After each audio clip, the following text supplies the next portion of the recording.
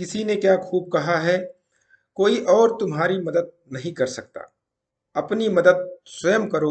आप ही खुद के सबसे अच्छे मित्र हैं और सबसे बड़े दुश्मन भी हैं।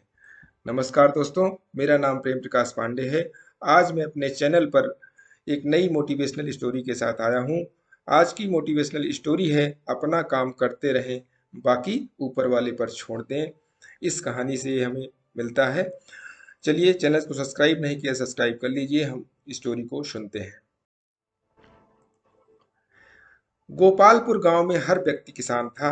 उस गांव को किसानों का गांव कहा जाता था, क्योंकि लोगों को खेती के अलावा कुछ और नहीं आता था। गांव वाले ज्योतिषी को बहुत मानते थे। एक बार उनके गांव में जाने माने ज्योतिषी का आगमन हुआ।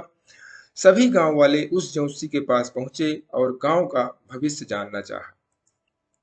ज्योतिषी ने भविष्यवाणी करते हुए कहा कि अगले 10 साल तक इस गांव में बारिश नहीं होगी। पानी की एक एक बूंद के लिए गांव वाले तरस जाएंगे। गोपालपुर गांव में अकाल पड़ेगा।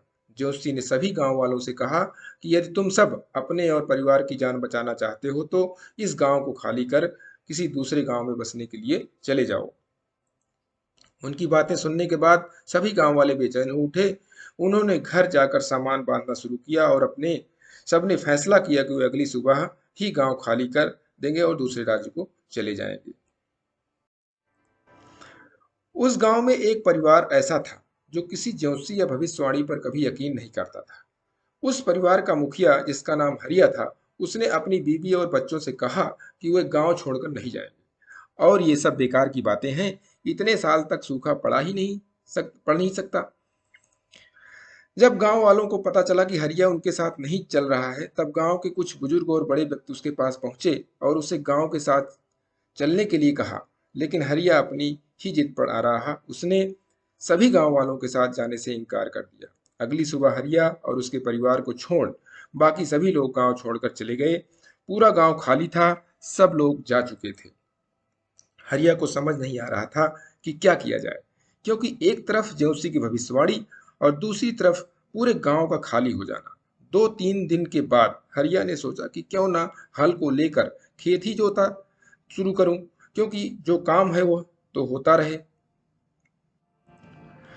उसने खेत जोतना शुरू किया। पहले दिन निराश हताश होकर ही वह घर लौटा और यही सिलसिला 3-4 दिन तक चलता रहा। हफ्ते बीत जाने के बाद एक दिन हरिया अपनी खेत पर हल जोतने पहुंचा।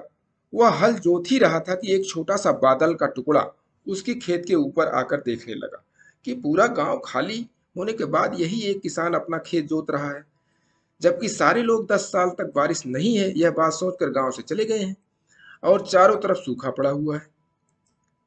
उसने किसान से पूछा, अरे वो किसान, क्या तुम बेवकूफ हो? सारे गांव वाले चले गए लेकिन तुम अकेले ही खेत जोत रहे हो। यह सुनकर किसान ने बादल से कहा, क्या आपको पता है कि मैं खेत क्यों जोत रहा हूं? इसके पीछे एक बड़ी वजह है। उसी वजह के कारण मैं काम कर रहा हूं। वजह यह है कि मैं खेत इसलिए जोत रहा हूं कि मैं खेत जोतना न भूल जाऊं, हल चलाना न भूल जाऊं। आपका तो पता नहीं है कि आप कब बरसोगे, लेकिन अगर मैं हल चलाना भूल गया तो मैं अपनी जिंदगी में करूंगा भी क्या? बादल ने सोचा कि ज्योतिषी ने तो भविष्यवाणी कर दी है कि 10 साल तक हम बरसेंगे नहीं। अगर हम बरसेंगे नहीं तो कहीं हम बरसना न भूल जाएं। वहां और भी बादल इकट्ठा हो गए और जमकर बारिश होने लगी। ये छोटी सी कहानी हमें अपनी लाइफ में एक बड़ी सीख देती है कि किस्मत या भाग्य हमेशा उसी का साथ देती है जो मेहनत करता है, जो मेहनत करने से पीछे नहीं हटता है।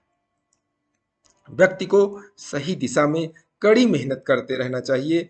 वह आज नहीं तो कल जरूर सफल होगा। यह सिर्फ और सिर्फ उसी के ऊपर निर्भर करता है कि वह सफल होना चाहता है या हार कर बैठना। कहानी से यह भी सीखने को मिलता है कि अगर आप विद्यार्थी हैं तो पढ़ते रहना चाहिए। अगर आप खिलाड़ी हैं तो अपने खेल का अभ्यास करते रहना चाहिए। अगर आप सेल्समैन हैं तो कम्युनिकेशन करते रहना चाहिए। कहने का तात्पर्य यह है कि आपका जो काम है वो करते रहिए, कि भविष्य की चिंता किए बगैर मनुष्य को अपना काम करते रहना चाहिए, तभी उसकी प्रगति होती रहेगी। अगली कहानी तक के लिए छोटों से मिले प्यार और बड़ों से मिले आशीर्वाद और ऊपर वाले के सहारे के साथ यही कहना चाहूंगा कि काम तो सभी करते हैं, पर काम करो कुछ ऐसा कि उदाहरण बन जाए। तो स्टोरी अच्छी लगी तो लाइक कर दीजिए, सब्सक्राइब कर दीजिए और अपने लोगों में शेयर कीजिए। प्रेस बेल आइकन नोटिफिकेशन के लिए कर दीजिए। नई नई मोटिवेशनल स्टोरीज आपको आती रहेंगी।